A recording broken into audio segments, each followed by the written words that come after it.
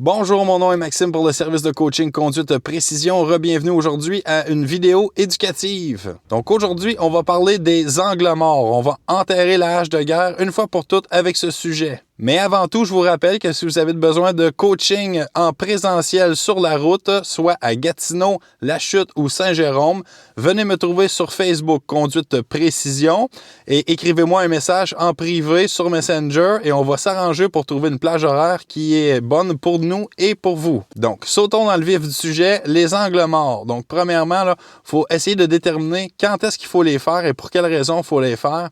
Donc, évidemment, vous devez les faire à chacune des fois que vous tournez à gauche ou à droite à une intersection où vous faites un changement de voie pour la voie de gauche ou la voie de droite.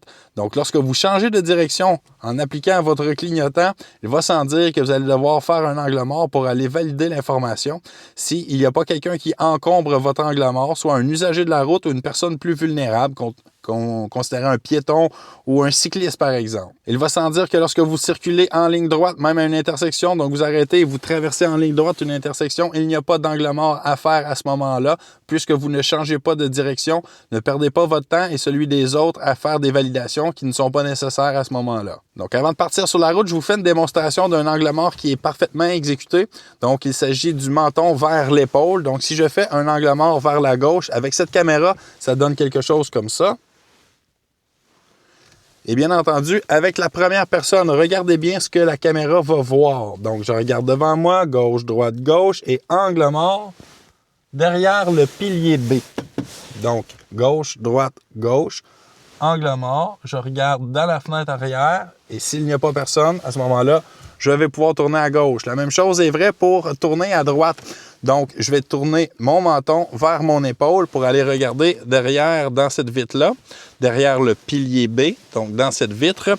À cette caméra, ce que ça donne, c'est gauche, droite, gauche, angle mort. Donc, voyez-vous, menton, épaule.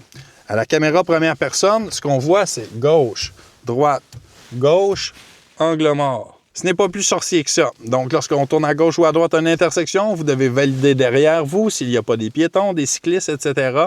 avant de vous engager. Donc, ça se fait lorsque le véhicule est arrêté. Pas pendant que vous êtes en train de tourner et là, tourner la tête. Bien entendu, si vous faites cela, on se met à tourner et on regarde en même temps s'il y a quelqu'un dans votre angle mort. Mais à ce moment-là, vous allez être obligé de freiner pour pouvoir éviter cet obstacle-là, donc un piéton, un cycliste, etc. Donc, vous allez être en réaction pure. Je tourne, je regarde, oups, je suis obligé d'arrêter. Réaction. Moi, ce que je vous demande de faire, c'est de l'anticipation. Donc, lorsque vous êtes à l'arrêt complet, on regarde, on anticipe les mouvements des autres automobilistes ou autres usagers. Et s'il n'y a pas personne, on peut y aller. Donc, à ce moment-là, je suis en anticipation d'un danger potentiel autour de moi et non en réaction à la dernière seconde. Et c'est la même chose qui s'applique lorsque vous allez faire un changement de voie. Bien entendu, vous allez valider dans vos miroirs avant de vous intégrer dans une voie différente. Donc, on regarde dans le miroir derrière, quel est le flot de la circulation, est-ce qu'il y a quelqu'un à proximité à côté de moi? Mais puisque dans ce miroir-là, je ne peux pas avoir l'angle complet qui va me dire si j'ai quelqu'un sur ma gauche, par exemple, je vais aller valider l'information. Non, il n'y a pas personne. Et à ce moment-là, je vais pouvoir intégrer la voie de gauche. La même chose pour la voie de droite. Donc, je regarde dans mon miroir derrière, je regarde le flot de la circulation, où se situe la majorité des véhicules automobiles. Est-ce qu'il y a quelqu'un qui est à proximité de mon véhicule dans le miroir qu'il y a juste ici? Et avant de faire ma manœuvre, bien entendu, je vais aller revalider toute l'information dans mon angle mort. Il n'y a pas personne. À ce moment-là, je peux intégrer la voie de droite. S'il y a quelqu'un, je ne coupe pas sa priorité, bien entendu. Soit j'attends qu'il ait passé, soit je diminue légèrement ma vitesse pour pouvoir intégrer la voie qui est derrière à ce moment-là. Donc, angle mort, il n'y a pas personne, j'intègre la voie. On va aller faire des exemples sur la route. On va s'assurer qu'on comprenne bien. Les choses à ne pas faire, par contre, comme je le disais tantôt, un angle mort pendant que vous faites une manœuvre ou un angle mort tordu. Donc, c'est-à-dire qu'on se tourne complètement le corps comme ça, là. À ce moment-là, vous avez des chances de tirer sur le volant en même temps et ça va faire en sorte que votre véhicule va se déporter inutilement. Donc, on le fait au bon moment et pour la bonne raison. Donc, je suis présentement en direction d'une intersection à laquelle je vais tourner à droite. Mon balayage visuel commence déjà à se faire un peu. J'imagine que je serai seul dans l'intersection. Je vais aller valider tout ça en balayage visuel gauche-droite-gauche. Donc, j'arrête à la ligne d'arrêt. Gauche, droite, gauche, personne. Angle mort, toujours personne. Je peux y aller. Et comme vous avez pu constater, l'angle mort a été fait alors que j'étais complètement arrêté, pas pendant que j'étais en train de tourner. On va faire un angle mort à gauche en mouvement. Donc, c'est un virage continu sur ma gauche. Donc, je circule, je réduis ma vitesse pour faire ma courbe. Et avant de m'intégrer, angle mort. Et je tourne. Donc, je n'ai pas fait mon angle mort pendant que je tournais, mais bien avant d'avoir tourné. Ici, ce sera un angle mort qui sera fait sur ma droite. Ici, c'est particulier, c'est un arrêt qui est non protégé. Donc, je devrais faire une ouverture de champ visuel, potentiellement même un double arrêt. Donc, il y a une particularité ici. Je m'arrête à la ligne d'arrêt pour faire mon premier stop. Gauche, droite, gauche. Je m'aperçois que je ne vois pas bien du tout sur ma gauche. Donc, je dois me ravancer en ligne droite délicatement. Pas d'angle mort de fait encore. Je suis en ligne droite. Il n'y a pas de danger. J'ouvre le champ visuel jusqu'à temps que je sois sécuritaire. Gauche, droite, gauche. Il n'y a pas personne. Angle mort. Et ensuite, je peux quitter. À la prochaine intersection, c'est un virage à droite que nous allons initier. Je mets mon clignotant pour aller à droite. Donc, mon angle mort se fera à droite derrière le pilier B. Je m'arrête à la ligne d'arrêt.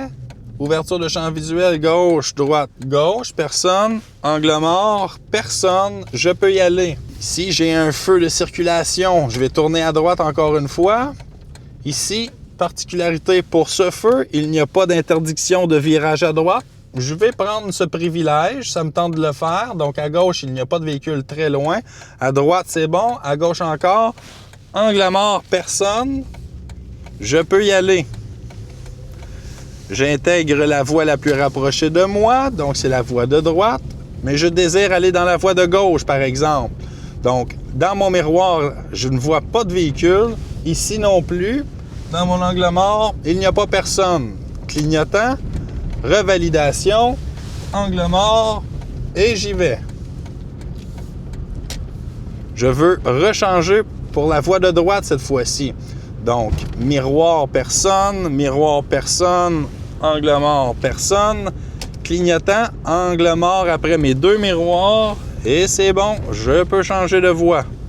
Donc, ce que je vous ai fait comme démonstration en changement de voie, c'est le double rack-ram. Donc, on va valider les miroirs. L'angle mort, on met le clignotant. Miroir, angle mort, et on pose notre action à ce moment-là. C'est la façon la plus sécuritaire de faire un changement de voie. Donc, faire nos angles morts, comme vous pouvez voir, ce n'est pas sorcier. Il suffit de les faire au bon moment et pour les bonnes raisons. Clignotant, je tourne à droite. Je m'arrête à la ligne d'arrêt. C'est non protégé. Il y a peut-être un double arrêt à faire. Donc, gauche, droite, gauche. Je ne vois pas bien sur ma gauche. J'avance en ligne droite délicatement. Je vais ouvrir le champ visuel. Je n'ai pas encore fait d'angle mort. Gauche, droite, gauche. Angle mort. Et ensuite, je quitte. Pour ceux qui se sont rendus jusqu'ici dans la vidéo, vous comprenez bien que c'est une question de répétition. On doit le faire souvent, sur une base régulière, ne pas les échapper. Donc, si vous êtes accompagné de quelqu'un lorsque vous conduisez, vous lui demandez de porter une attention particulière à vos angles morts. Et si vous en oubliez un, on se le fait dire, mais c'est pas pour être méchant, c'est pour s'améliorer. Donc, on doit répéter sur une base régulière pour que ça devienne une seconde nature. Et à ce moment-là, vous en oublierez plus des angles morts. Donc, dans la conduite de tous les jours, les angles morts, on s'entend bien que c'est pour la sécurité de nous et de tous les autres usagers de la route. Si vous êtes sur le point de faire une passation d'examen, donc l'évaluation pratique de la SAC, c'est une question aussi de pointage. Là. Soyons francs, ce sont des points qui sont quasiment gratuits à ce moment-là. Donc, on ne fait que regarder dans l'angle mort et on se retrouve à ne pas perdre des points inutilement. De grâce, ne vous présentez pas à l'évaluation sans avoir acquis le réflexe de faire vos angles morts à chacune des fois. Ce sont des points que vous allez laisser aller pour rien à ce moment-là. Ça ne vous donne pas une très grosse marge de manœuvre pour faire d'autres erreurs sur la route. OK? Donc, pas compliqué. On fait nos balayages visuels.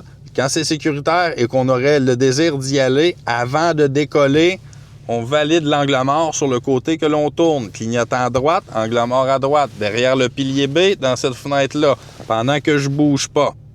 Même chose à gauche, gauche, droite, gauche. Il n'y a pas personne. Valide mon angle mort derrière le pilier B dans cette fenêtre-là, juste ici. Et s'il n'y a pas personne, je peux m'engager. J'ai mis mon clignotant à gauche, l'angle mort se fait à gauche. Quand je fais un changement de voie, c'est la même chose. Je m'en vais dans la voie de droite, l'angle mort se fait à droite. Si je vais dans la voie de gauche, l'angle mort se fait à gauche. Et de grâce, pendant l'évaluation, montrez que vous faites l'angle mort, là. Pas juste bouger les yeux dans ce sens-là.